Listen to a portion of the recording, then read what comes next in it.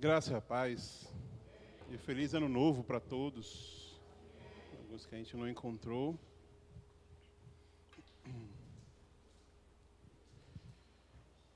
Gente, eu acredito que todos nós, independente da faixa etária, tá certo? Se você está aqui, se você é mais velho, se você é jovem, adolescente, dependendo da faixa etária. Todos nós somos frutos de legados. Eu quero usar a palavra legados no plural mesmo. Legados que vieram de coisas que aconteceram no passado. Coisas que aconteceram conosco, que nos forjou, nos modelou, nos mudou o nosso caráter, a forma de a gente ser hoje, por exemplo. E, obviamente, essas experiências que nós tivemos no passado, elas podem ter sido experiências boas ou ruins. Elas serviram como legados para nossas vidas. Tenho certeza que, se você for pensar um pouco na sua história, na sua vida, você vai lembrar de coisas que contribuíram para que você estivesse aqui hoje, né? De forma bem particular, né, eu queria compartilhar um pouco da minha experiência, né, e dizer que eu sou fruto do legado da comunhão dessa igreja, quando ela ainda era IBB. Você sabia que a IBO teve um tempo que era IBB, Igreja Batista Bíblica? Eu queria compartilhar algumas experiências no meu ponto de vista, tá bom? Mas eu sei que alguns de vocês talvez estiveram lá naquele momento, naquele dia, e talvez tenha outra perspectiva, outro ponto de vista, né? Há 27 anos atrás, eu vim para aqui, para essa igreja, e aqui eu criei raízes, né? Ruth e Juarez foram as pessoas que me trouxeram para cá, né? E o primeiro encontro que eu tive aqui foi num culto da juventude. Na época não era nem clube bíblico, muito menos Conexão, né? Conexão é muito novinho, era culto da juventude. E uma das coisas que me impactou naquele primeiro encontro aqui, que foi num sábado, lá em cima, foi um abraço. Aquele abraço deixou um legado para mim. Aquele abraço mexeu comigo de forma tal que me fez se apaixonar por essa igreja e me apaixonar mais por Jesus. Eu tenho lembranças muito vivas, por exemplo, do meu primeiro acampamento aqui nessa igreja, no ano de 2000, acampamento Andréia, Chácara da Andréia. Não sei quantos se lembram desse acampamento. Mas, gente, para mim foi algo muito especial, porque eu nunca tinha experimentado um movimento de pessoas vivendo em união e comunhão, como irmãos em Cristo, num só local, durante 4 dias. Aquilo foi muito impactante para mim.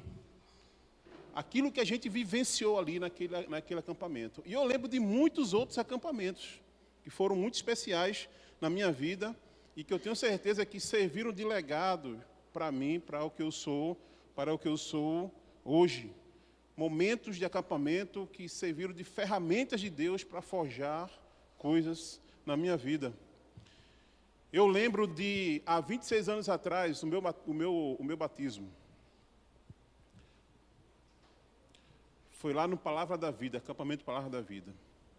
Para mim é muito forte a gente saindo daqui de manhã, bem cedo. 3 ônibus lotados saíram dessa igreja e foi até Paudalho, acampamento Palavra da Vida. E enquanto a gente ia no ônibus, era uma farra santa. As pessoas tudo cantando, brincando, louvando o Senhor, daqui até lá. Eu lembro do que a gente experimentou naquele dia, não só o momento do batismo, mas o tempo que tivemos juntos, comendo juntos, brincando juntos, jogando bola, se divertindo. E eu lembro da volta também, já de noite, todo mundo caladinho no ônibus, cansado, dormindo, de tanto cansado que estava durante o que aconteceu naquele dia. Eu lembro de algumas dinâmicas que a gente tinha como igreja, num culto. Como, por exemplo, dê 8 abraços, né, Jabá? dei 8 abraços numa pessoa, né? E todo mundo se levantava e tinha que dar 8 abraços, porque fazia bem para a saúde, né? A gente inventou uma pesquisa lá que dizia que quem desse 8 abraços no dia, né, vivia mais, né? Sei lá, que danado era, né? Eu lembro de algumas dinâmicas, como, por exemplo, depois do culto, os primeiros 15 minutos não pertencem a você, pertence a alguém que está nos visitando. Então, gaste esses 15 minutos com essa pessoa, pergunte o nome dessa pessoa, né? Tenha um tempo especial com ela. Eu lembro de um tempo onde, o mesmo tempo que a gente tinha de culto, a gente tinha de comunhão aqui no pátio, aqui fora. Terminava o culto, a gente passava 40 minutos, 1 hora e 20, conversando, se divertindo, brincando, comendo. Tinha um trailer aqui, que era a nossa lanchonete. E naquela época a comunhão era tão forte para mim que eu lembro que eu sempre saía por último mesmo, fechava aí as portas da igreja. Eu lembro dos grupos de jovens que eu participei. Eu lembro do grupo dos quadrados, né? Era um grupo extraoficial, né? Era um grupo de alguns jovens e a gente passava noites adentro, muitas vezes aqui na Rua Lusitânia, lá na escolinha do Tio Val, comendo churrasco, assistindo filme, pipoca, orando, louvando, brincando, né? E de manhã, de 6 horas da manhã, a gente ia embora para casa, né? Eu lembro que eu vivia mais na Rua Lusitânia do que na minha própria casa, por causa da amizade que eu tinha com os irmãos aqui dessa igreja. Eu lembro de um movimento que nós tivemos como igreja em prol de uma menina que estava doente, com câncer no sangue. Jamile. Foi muito impactante para mim ver a igreja em uníssima se juntar em prol dessa garota, dessa família. Nos juntamos para poder ter momentos de oração, nos juntamos para poder arrecadar dinheiro no trânsito, em vários lugares, fizemos campanha de doação de sangue, fizemos coisas ali extraordinárias para a vida daquela menina, né? E que nos uniu de uma forma muito espetacular, de uma forma muito, muito especial. Eu tenho lembranças de movimentos do Goldstock.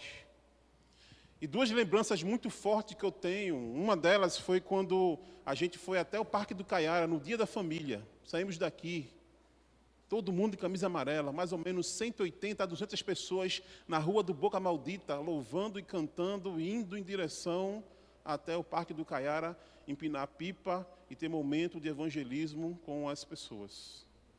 Isso ficou marcado para mim. Lembro também da caminhada que nós fizemos até Aldeia, no batismo, lá numa chácara chamada Lagoa dos Patos. Inclusive, eu até coloquei uma foto aqui recentemente, também camisa amarela, a gente foi caminhando, fomos cantando, a gente fez um folhetozinho evangelístico, a gente dava também às pessoas. E como era fantástico o momento de batismo naquela época.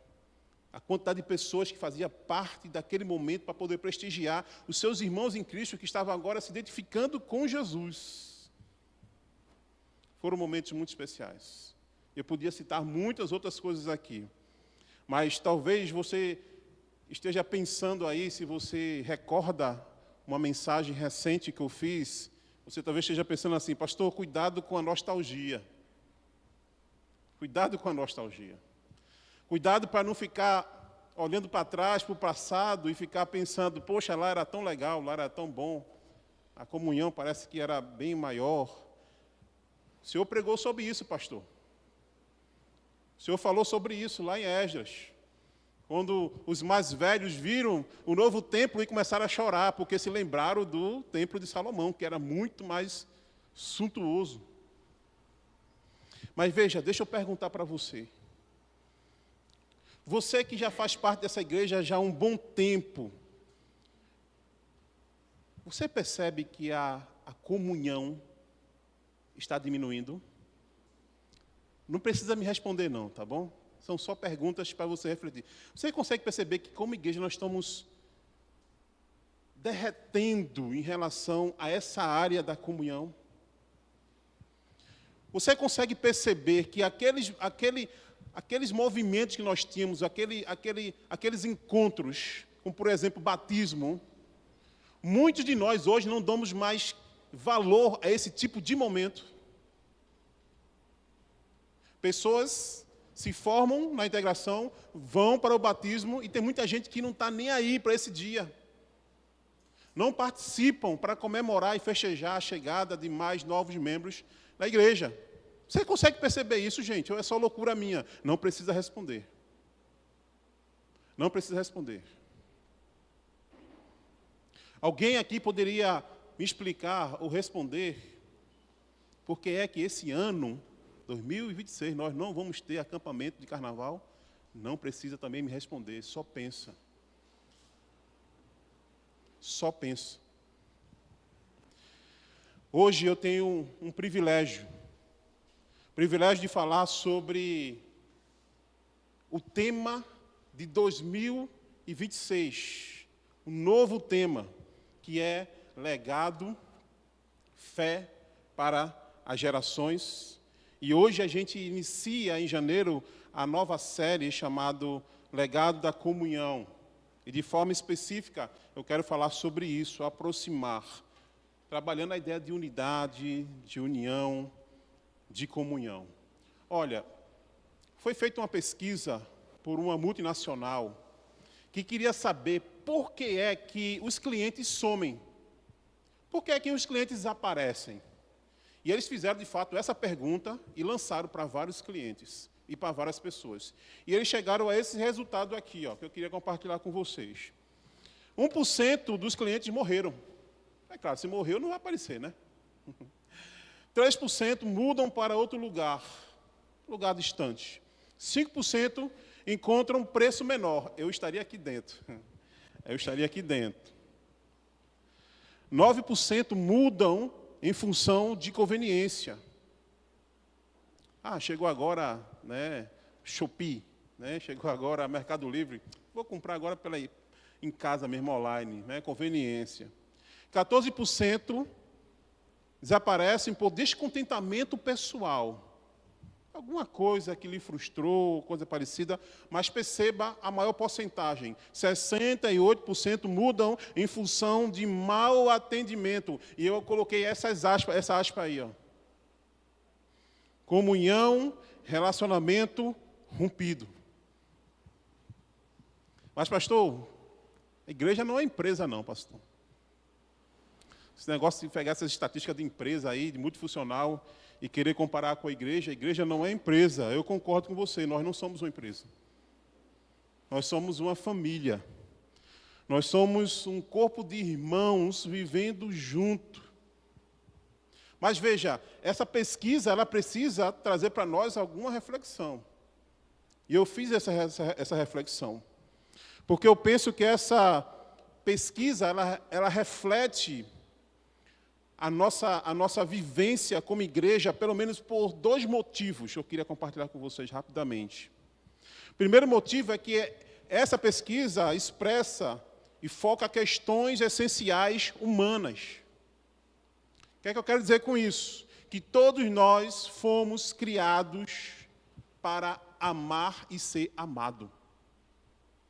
Todos nós fomos criados com necessidades de relacionamento, de se sentir bem, se sentir aceito, se sentir valorizado, importante, onde quer que nós estejamos. É por isso que a nossa visão, há um tempo atrás, dizia o seguinte: para que todos se sintam atraídos, acolhidos e úteis. Então, essa pesquisa, ela me faz refletir isso, a necessidade essencial do ser humano, de se sentir aceito, de se sentir bem acolhido. Se isso não acontece, a gente some, a gente sai. E o outro fator é que o diabo, sabendo disso, o que é que ele faz? Ele vai atacar a igreja no aspecto da comunhão. O diabo, ele vai atingir a comunhão e a unidade da igreja, ele vai causar divisão, o diabo vai causar intriga, o diabo vai causar mau atendimento, porque ele sabe do poder da união. O diabo sabe o poder da comunhão, da unidade. E, gente, nós estamos sendo atacados constantemente como igreja na área, nesse pilar que nós temos chamado comunhão. Por isso nós precisamos, nesse ano 2026, fazer diferente. Nós precisamos se aproximar mais. Vamos se aproximar mais, gente. Vamos estar mais juntos. Vamos ter mais unidade e mais união. Eu queria então ler novamente, o texto de Salmo 133. Que já foi lido hoje. Mas veja, a gente vai ler ele de uma forma diferente. Vamos ler de uma forma diferente. Como, pastor? Tá a mesma coisa aí. Antes de a gente ler o Salmo 133, eu queria que você prestasse atenção, porque eu queria fazer um apanhado histórico daquilo que aconteceu alguns séculos antes, até chegar o momento de Davi sentar e, inspirado pelo Espírito Santo, escrever esse salmo. Ok? Me acompanha nessa trilha aí, tá bom? Veja, depois que Josué entrou na Terra Prometida, o que aconteceu? As tribos foram se apossando das suas terras, não é isso? Cada um no seu local ali, em Israel. E, de certa forma, cada tribo, naquele momento ali, vivia uma certa comunhão, uma certa unidade. As tribos entendiam que eles estavam em lugares diferentes, mas que eles eram apenas um povo. O povo de Deus. Ok? Veja, com a morte de Josué, o que é que acontece? Começa um período chamado o período dos juízes. E se você já leu o livro de Juízes, você vai ver que ali o texto vai dizer que cada um fazia segundo o que o seu coração queria. Aí o negócio se debanda de vez. Porque nesse período nós vemos momentos ali de violência, práticas de violência e decadência moral, decadência espiritual, decadência do povo de Deus na área social e ética. As tribos, gente, começam a ter contenda, as tribos começam a se dividir, a brigar umas com as outras. Ao ponto, para você ter uma ideia, ao ponto de uma tribo ser quase aniquilada. Eles mataram tantas pessoas daquela tribo, que chegou um momento que uma tribo chegou assim, gente, vamos parar de matar, porque senão essa tribo vai se extinguir. Que foi a tribo de Benjamim, que fez uma coisa terrível.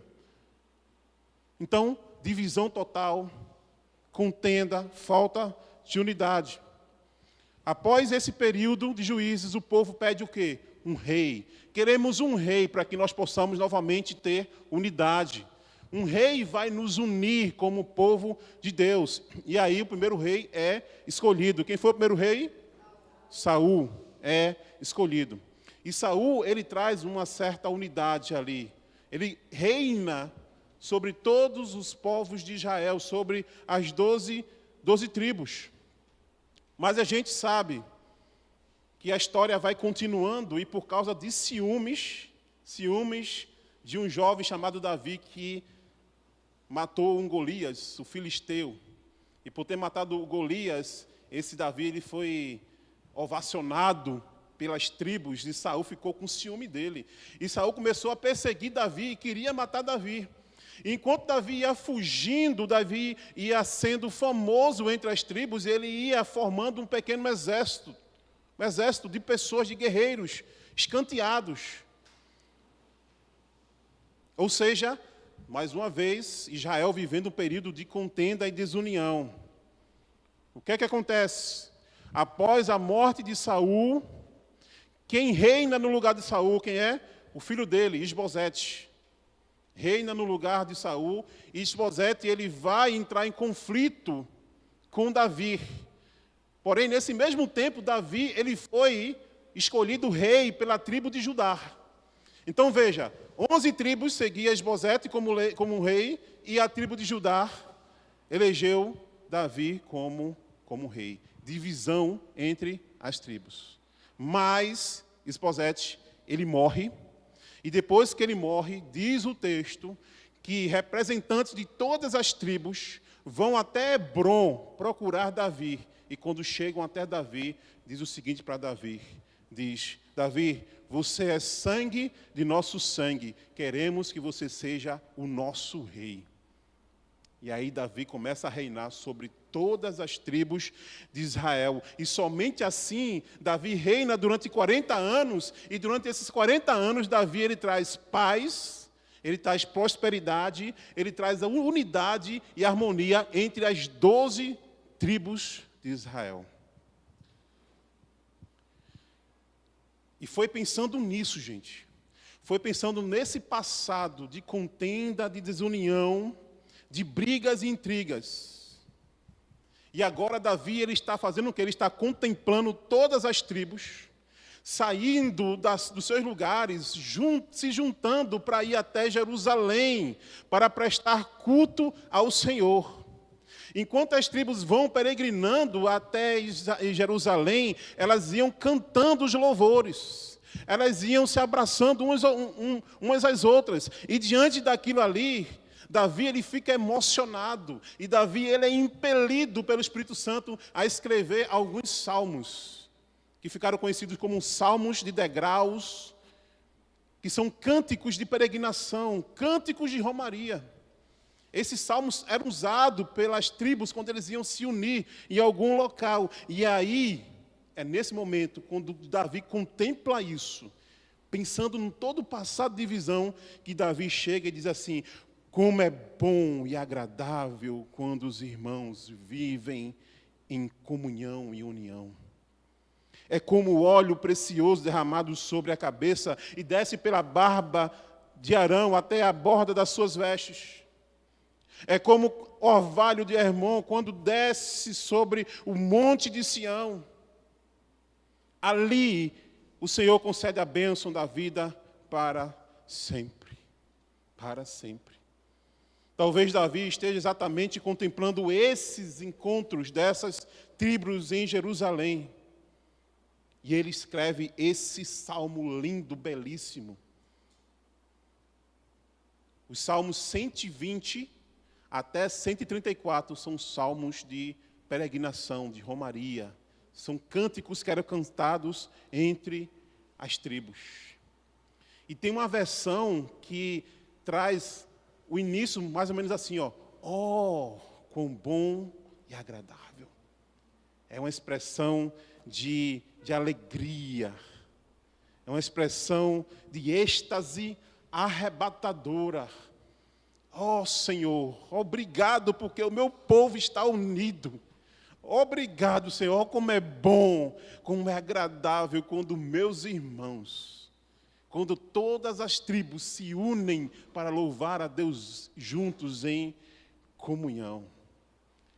E aqui, gente, nesse salmo, de alguma forma, Davi, ele vai responder para nós o que é que nós experimentamos quando nós vivenciamos a verdadeira comunhão, a verdadeira unidade. Eu queria compartilhar com vocês isso. O que é que nós experimentamos como vivenciamos a verdadeira unidade e comunhão? Em primeiro lugar, experimentamos aquilo que é bom e é agradável. Versículo 1. No contexto da comunhão, os termos bom e agradável aqui expressa uma dimensão complementar de convivência entre as pessoas. Se a gente pensar na palavra bom aqui, se refere àquilo que é moral, àquilo que é ético, àquilo que é justo, àquilo que é saudável. A comunhão é boa porque ela promove crescimento entre o povo, ela promove edificação, harmonia. E a comunhão é boa porque ela contribui para o desenvolvimento pessoal e coletivo. Quando Davi pensa em agradável, ele está apontando para a dimensão agora afetiva e empírica da comunhão, aquilo que nós experimentamos na prática. Porque a comunhão, ela é agradável, porque ela gera paz, alegria, ela gera acolhimento, satisfação, empatia, amizade, propósito. E ela gera um ambiente onde as pessoas se sentem à vontade, onde as pessoas se sentem aceitas e valorizadas. Um ambiente agradável, onde elas sempre querem estar o tempo todo. Como era a minha situação, quando eu era novo convertido, eu queria estar o tempo todo nessa igreja, eu queria estar o tempo todo junto com meus irmãos e meus amigos. Quando eu comecei a refletir sobre o bom e o agradável, eu me lembrei de uma pregação de um pastor há alguns anos atrás. Veja, quem aqui já comeu uma batata inglesa crua? Quem aqui já? Alguém já pegou crua? Já comeu já? É gostoso, Michele? É bom? É não, né? Quem aqui vai na feira assim? A gente vai na feira, pega uma uva assim, né? Para ver se está docinha e come, né? Mas quem vai na feira e diz, olha assim, olha que batata bonita. Vou pegar e vou comer. E come. E morde. Alguém faz isso? Porque não é agradável. Não é bom comer uma batata inglesa assim. Mas veja, se a gente pegar uma batata inglesa e misturar ela dentro de uma sacola, junto com outras, ela vai ser boa? Ou ela vai continuar sendo ruim se você comer ela? Várias batatas juntas dentro de um saco, elas estão juntas ou elas estão unidas? Oi? Elas estão juntas, né? Elas não estão unidas. Quando é que um saco de batata se torna boa e agradável para nós? Quando a gente bota ela dentro de uma panela, liga o fogo com água, ferve, depois pega todas elas, amassa.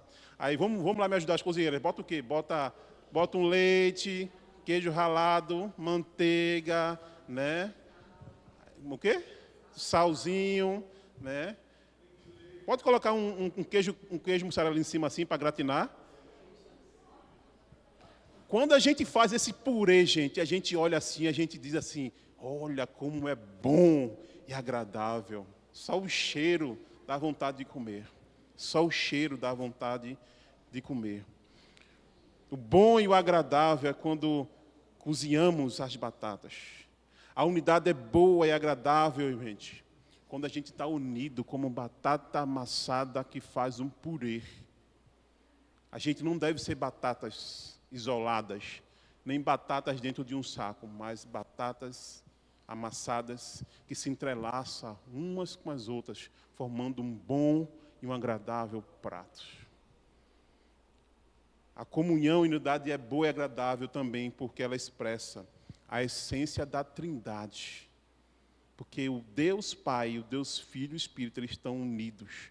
Apenas um. Apenas um. Então, em primeiro lugar, Davi ele diz para nós que quando nós vivenciamos a verdadeira unidade e comunhão, nós experimentamos exatamente aquilo que é bom e agradável. Em segundo lugar, ele vai dizer que nós vamos experimentar a unção do Espírito. A unção do Espírito. Davi aqui vai comparar os irmãos, a unidade dos irmãos ao óleo precioso, que era usado para ungir o sacerdote. E esse óleo, gente, ele é precioso, assim como a comunhão é preciosa para o Senhor. Por que esse óleo era precioso? Porque esse óleo era feito da primeira prensa do azeite. Era um azeite especial. Depois disso, esse azeite ele era misturado com mais ou menos 4 a 6 tipos de erva aromática. E esse azeite se tornava um perfume, um óleo perfumado, caríssimo, e só usado em situações especiais, em cerimônias singulares. Como, por exemplo, a unção de sacerdotes, a unção de profetas e a unção de rei. Quando Davi, ele diz, é como óleo precioso derramado sobre a cabeça de Arão. Davi, com certeza, ele estava se lembrando no dia que Arão foi ungido sacerdote. Quando Arão foi ungido sacerdote, todas as tribos saíram do seu lugar, das suas terras, e foram em direção a Jerusalém. E mais uma vez, essas tribos saíram unidas, louvando ao Senhor em uníssimo. E quando eles chegaram lá, eles tiveram aquele momento ali, não só como um ritual, mas como uma grande festa, como um grande culto ao Senhor. E ali as tribos viu o óleo sendo derramado na cabeça de Arão. E ao ser derramado na cabeça de Arão, o óleo ia percorrendo todo o rosto de Arão, molhando a sua barba, mas não parava por aí. Aquele óleo que ali provocou um incenso delicioso, um perfume fantástico. Ele desce pela barba de Arão e ele passa pela orla sacerdotal de Arão. A roupa sacerdotal que tinha no seu peito as 12 tribos de Israel. E aquele óleo, ele molhou, ele passou por cima das 12 tribos de Israel e foi até a gola das vestes, que não é aqui, mas era lá embaixo, derramando até o chão. Essa experiência de ungir o sacerdote, de ungir Arão como sacerdote, diante das 12 tribos, nos mostra a ideia mais uma vez, da unidade do povo de Deus naquele momento. Quando o óleo passa pelas 12 pedras, o óleo não ungiu só uma pedra, que representava uma tribo, ou 2 pedras, mas todas as pedras. E o óleo unge um sacerdote que iria representar Deus não para 1, 2 ou 3 tribos, mas um sacerdote que ia ser representante do povo diante de Deus para todas as tribos. Todas as tribos. Mas veja uma coisa interessante. Naquela época, o azeite não era usado só para ungir os sacerdotes. Existiam muitas outras funções para o azeite. Eu queria só citar rapidamente aqui as funções do azeite. A primeira era liberar poder, que era o que acontecia com os sacerdotes. Reis, profetas e sacerdotes era autorizado ali por Deus a ter poder sobre o povo. E Jesus é o nosso sumo sacerdote, que recebeu o quê? A autoridade de Deus. E diz a Bíblia que Jesus, ele também nos ungiu com o óleo do Espírito Santo, nos trazendo também poder para vivermos juntos uns com os outros. A gente não tem ideia do poder de uma igreja que vive a verdadeira unidade, a verdadeira comunhão. Ninguém pode resistir. Mas o óleo também era usado para alimento, o azeite era usado para alimento. Olha, a comunhão, ela serve de alimento para a nossa alma. Muitos de nós estamos cansados, fracos, porque a gente não está se alimentando do convívio com a igreja, do convívio com os irmãos. Não estamos participando de grupo pequeno, não estamos prestando conta uns aos outros da nossa vida. E dessa forma a gente não se alimenta da comunhão, que também serve de alimento para nós.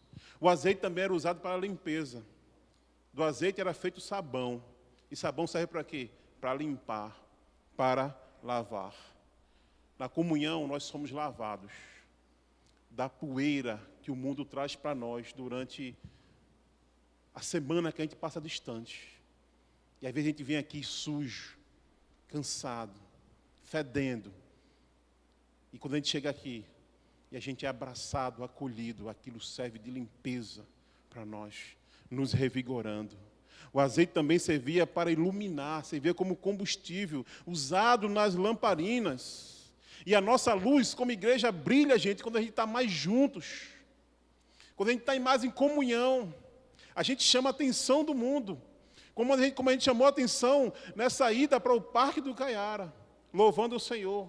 Como a igreja primitiva chamou a atenção quando viveu aquele momento de Atos 2, aquela comunhão profunda ao ponto de Deus atrair as pessoas até eles. E o azeite também, ele servia para curar feridas. Quando estamos juntos e misturados, quando estamos unidos em comunhão, existe a unção da cura em nossas vidas. A unção de curar feridas, de sarar dores, aflições, nos trazendo então ânimo e renovação. A igreja de Coríntios vivenciou um momento de doença e de morte física, porque eles estavam desunidos, vivendo cada um a sua individualidade. Que nesse ano de 2026, a unção do Espírito seja derramada sobre nós por meio da unidade plena, como Igreja Batista Oásis. Amém? Quarto lugar, Davi nos diz que quando a gente vive a verdadeira unidade, nós experimentamos, terceiro, nós experimentamos a restauração do Senhor. Como orvalho do Hermon. Davi agora vai comparar a unidade do povo de Deus a questões climáticas e geográficas da região de Israel. Olha, Israel, ela é composta por 3 áreas: a área norte, central e sul. A área central e sul eram áreas muito quentes, áridas, com muito sol, muito calor. Em contrapartida, a área norte era uma área onde tinha as fluentes dos rios, que alimentava rios, como por exemplo o Rio Jordão e o Mar da Galileia. Porém, no extremo norte ainda, lá em cima, existe os montes, o Monte Hermon. E por que esse Monte Hermon é fundamental para a vida e a restauração de Israel? Porque o Monte Hermon, ele recebe ventos frios do mar Mediterrâneo, e esses ventos frios ficam condensados em cima desse topo, fazendo com que o Monte Hermon, ele tenha neve durante todo o ano. Você sabia que lá em Israel existe estação de esqui? Talvez a gente não tenha noção, né? A Oriente Médio, lá deve ser muito quente, mas em Israel existe estação de esqui. Em Israel, você sai do sul e percorre 300 quilômetros e você tem que usar casaco, porque lá está nevando.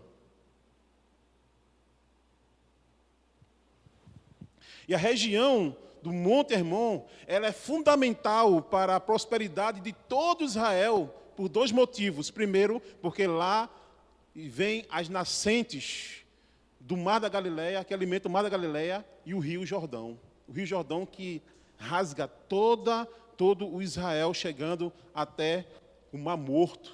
E o segundo fator é que durante a noite, olha só que coisa espetacular, ventos frios vindo do Monte Hermon traz um orvalho lá do norte até Jerusalém, umidificando, trazendo água, orvalho, regando a terra, regando a vegetação, trazendo vida para a terra seca.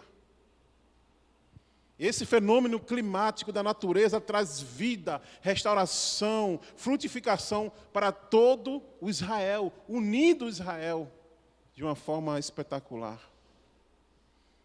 É muito interessante a gente lembrar, né, que na época de Jesus, aqueles que moravam lá em Jerusalém, os sacerdotes, os religiosos, os mais ricos, eles tinham preconceito daqueles que viviam na área norte. Como, por exemplo, vem alguma coisa boa lá de Nazaré? Lembra disso? Nazaré é uma região que ficava no norte, uma cidade do norte. E eles esqueceram que era do norte que vinha vida para toda a área central e vida para a área de Jerusalém. Quantas vezes, gente, por momentos, nós vivemos uma sequidão como cristão. Vivemos um calor sufocante por causa das lutas. Vivemos uma sede existencial. E quando a gente chega aqui, quando a gente chega num acampamento, quando a gente chega num retiro, quando a gente chega num grupo pequeno, quando a gente chega na cozinha de um irmão em Cristo, a gente é restaurado, a gente é refrescado, a gente é aliviado pelo orvalho do amor, o orvalho do abraço, da palavra de carinho, o orvalho de quem acolhe, de quem nos quer bem. Quantas vezes a gente passa a semana escutando só coisas ruins do marido. Um marido que é ignorante, um marido que não entende. A gente nunca é elogiado ou coisa parecida. Lá no trabalho, o chefe persegue, você recebe preconceito.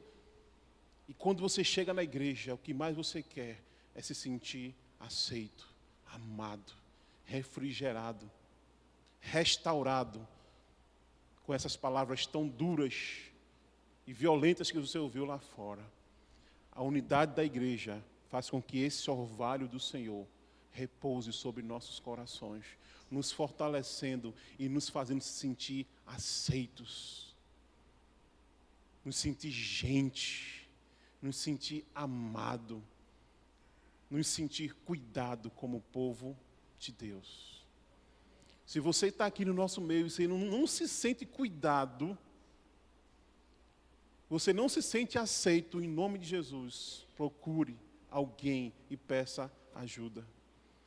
Porque a igreja é a única esperança que Jesus deixou para os corações aflitos.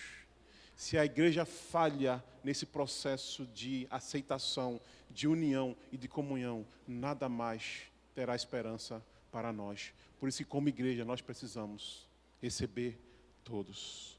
E por último, Davi diz que nós experimentamos a bênção e a vida para as gerações. Davi vai dizer que ali, é exatamente ali. Ali onde é nisso? Ali onde existem irmãos que vivem em união. Ali que é bom e agradável. Ali onde o óleo da unção percorre por todos, por meio do Espírito Santo. Ali onde o orvalho refresca os corações, de norte a sul, trazendo refrigério. Davi vai dizer que é ali onde o Senhor concede bênção e vida para sempre. Deus está no meio da união dos seus filhos, trazendo bênção, restauração, vida para todas as gerações. Assim como Ele trouxe bênção e vida para a minha vida, por tudo aquilo que eu vivenciei lá no passado, nessa igreja. Eu sou fruto dessa bênção.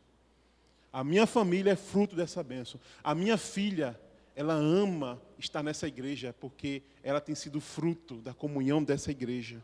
E eu tenho certeza que muitos de nós aqui temos sido abençoados. Estamos sendo vitalizados, revigorados pelo poder da união e da comunhão como povo de Deus. E antes de encerrar, eu queria só nos alertar quanto a alguns inimigos da comunhão que vai se levantar contra nós nesse ano de 2026. Alguns inimigos. Primeiro, celular. O celular é um grande inimigo da comunhão. Você pode estar cercado de um monte de gente, mas o celular vai fazer você ficar isolado e não experimentar a bênção do Senhor. Quando eu falo celular, também falo tecnologias. Cuidado com o celular. Outro, panelinhas. Grupinhos isolados na igreja pode ser um grande inimigo que a gente vai encarar esse ano. Cuidado para não ter relacionamento só com alguns. E acabou-se. Aqui ninguém entra. Isso não é de Deus. Isso não vem de Deus. Isso é uma doença da comunhão. Outra coisa, comodismo. Está aí, ó. Online. Comodismo, Bona. Ah, não vou para a igreja não. Estou cansado hoje. Aí eu pergunto para você, beleza, você está de férias, está viajando, mas como é que você vai experimentar a comunhão dos irmãos que estão aqui, você assistindo online? Porque de alguma forma você estava, não estou legal, estou cansado, ou coisa parecida. Comodismo pode ser um grande inimigo para nos afastar desse momento aqui, que não tem outro igual. Culto presencial não tem outro igual. Grupos pequenos, presencial, não tem outro igual. Mas o comodismo vai fazer eu me tornar um crente solitário na minha casa, como muitos têm feito. Muitos têm se tornado os sem igreja, né? Os sem igreja. Outro inimigo, política partidária, eleições 2026. A gente já aprendeu, gente, há 4 anos atrás. Se a gente não aprendeu o que aconteceu 4 anos atrás, eu não sei o que mais vai acontecer com a gente. Eu espero que esse ano as eleições não venham afetar os nossos relacionamentos. Eu espero que esse ano as eleições não venham nos dividir, Não venham nos levar a julgar um ao outro, a criticar um ao outro, porque escolhemos candidatos X ou Y, porque o nosso Senhor é Jesus Cristo. Nós fomos comprados por Ele. Então, se você julga e critica alguém por causa de um voto, você vai prestar conta àquele que é o dono da pessoa. Então, que nesse ano a gente possa fazer diferente. Que as eleições e a política partidária não divida nem a gente, nem a nossa família. Outra coisa, isolamento, afastamento. Muitos de nós não queremos estar na comunhão. Decidimos nos afastar, nos isolar. Outra coisa, amarguras e falta de perdão atrapalha a unidade e a comunhão. Enquanto eu tiver com amargura no meu coração, eu não vou conseguir ter comunhão com a igreja. Outra coisa, individualismo, que é uma marca da pós-modernidade. E por último, preconceito com os diferentes. O que eu quero dizer com isso? Graças a Deus, como igreja, a gente tem trabalhado essa questão de acolher aquelas pessoas atípicas. Mas muitas vezes, por não conhecer e por preconceito, a gente acaba não chegando junto de pessoas que são diferentes de nós, mas que são nossos irmãos em Cristo. Então, quer seja autista, quer seja síndrome de Down, quer seja um deficiente físico, ou seja, qualquer coisa, todas essas pessoas são dignas e precisam participar da nossa comunhão e da nossa unidade. Precisam do nosso abraço, do nosso amor, do nosso carinho, de forma completa. Amém? Eu quero concluir minha mensagem, porque o tempo já passou. Eu quero concluir dizendo que nós somos uma geração abençoada pela unidade, oriunda de várias experiências que aconteceram no passado e também experiências bíblicas. Dessas experiências bíblicas, eu quero citar duas delas. A primeira é quando Jesus ele vai orar lá em João 17.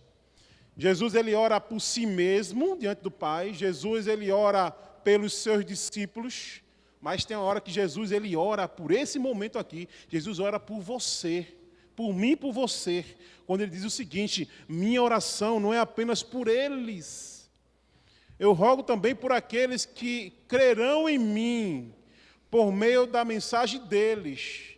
Agora observe, para que todos sejam o quê? Um. Jesus está orando para que a Igreja Batista Oásis seja um. Apenas um, assim como tu estás em mim e eu em ti, que eles também sejam um em nós, para que o mundo creia que tu me enviastes. O mundo só será impactado pela igreja quando nós, como discípulos de Jesus, amarmos uns aos outros e vivermos a verdadeira comunhão. Segundo, Atos 2, 42, 47. Lucas, quando escreveu esse texto, ele poderia muito bem começar esse texto da seguinte forma: ó, quão bom e agradável é quando a igreja vive em união. A gente poderia acrescentar isso lá, Bona, né? Pode jabar. A gente poderia acrescentar, Lucas poderia muito bem colocar, lembrar. Eita, lembrei do que Davi falou. Tem tudo a ver com isso aqui. E ele começar, ó, quão bom e agradável é quando os discípulos vivem em união. E ele poder continuar. Eles se dedicam no ensino dos apóstolos, na comunhão, no partir do pão, e por aí vai, e por aí vai. Você conhece o texto. Você conhece o texto. Irmãos, nós somos instrumentos musicais de Deus. Cada instrumento é diferente um do outro, correto? Cada instrumento é diferente um do outro. Numa orquestra sinfônica, quando um instrumento resolve tocar de forma isolada, sabe o que é que acontece? Ele vai emitir um ruído estranho, um ruído feio, um ruído desagradável, um som que não tem sentido. Pode ser qualquer instrumento. No contexto de uma orquestra sinfônica, não tem sentido o som que ele vai emitir. Mas quando esse instrumento se junta com todos os outros instrumentos, e agora guiado por um grande maestro, que é Jesus Cristo, os instrumentos eles vão entrar em harmonia. Aí sim a música vai ganhar vida, criando uma experiência sublime para aquele quem ouve. E a minha pergunta é, como Deus se sente quando ouve a IBO tocando nessa orquestra? Como Deus ouve você participando dessa orquestra? Ali, Deus se agrada do nosso som. Ali, Deus, Ele suspira, como Davi suspirou, e diz assim: ó, quão bom e agradável é quando os meus filhos vivem em união. Ali, eu concedo bênção e concedo vida para sempre, para todas as gerações. Eu termino dizendo que esse ali, que Davi disse, também seja aqui, na Igreja Batista Oásis. Que aqui também Deus contemple em nós esse legado da comunhão, da aproximação mútua, dessa unidade, e derrame sobre nós a sua bênção e a sua vida para sempre. Em nome de Jesus. Amém. Pai, obrigado, Deus, por esse texto maravilhoso de Salmo 133. Obrigado pela inspiração que o Teu Espírito Santo trouxe para Davi. Obrigado porque esse texto não está ali de forma aleatória, Deus. Tem a ver com a sua experiência, tem a ver com a sua história, tem a ver com a sua perspectiva. Ele lembrou de momentos difíceis, fatídicos, de um povo que vivia em desunião, vivia brigando em guerra. Mas agora, Deus, como rei, Ele contempla o Teu povo, Deus, se unindo e indo juntos até Jerusalém, cultuar o Senhor, em uníssimo, em unidade, em comunhão, como um só povo. E ali, Deus, Ele escreve: ó, quão bom e agradável é quando os irmãos vivem em comunhão. Pai, em nome de Jesus, restaura a comunhão da Igreja Batista Oásis.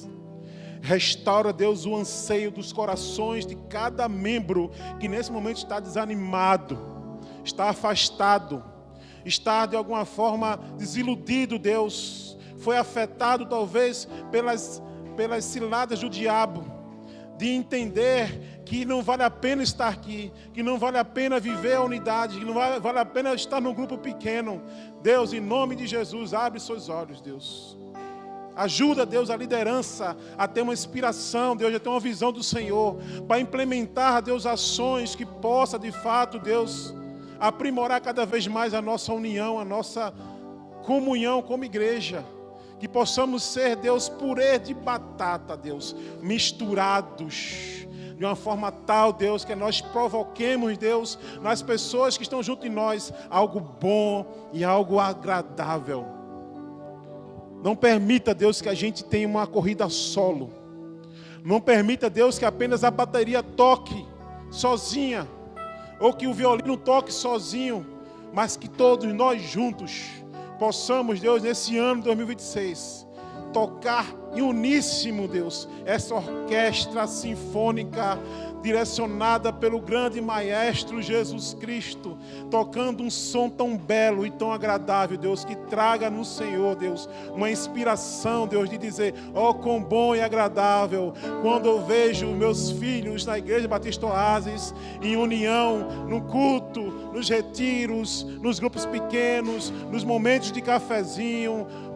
Ó, quão bom e agradável, Deus. Queremos experimentar isso, Deus, para que nós possamos receber do Senhor a Tua bênção e a Tua vida, para nossas gerações, para as futuras gerações, que a gente talvez não vai poder ver, não vamos chegar lá, mas a forma como a gente vive hoje a comunhão vai afetar, impactar lá na frente, Deus. Em nome de Jesus, Deus, restaura a nossa comunhão, restaura a nossa intimidade. Que se há alguma coisa, Deus, que tem que ser lançada fora, que seja lançada. Se há algo que tem que ser confessado, seja confessado. Se há alguma ação que tem que ser feita, que seja feita em prol da união e a unidade do Teu corpo, da Tua igreja, em nome de Jesus. Amém, Deus. Render a Ti a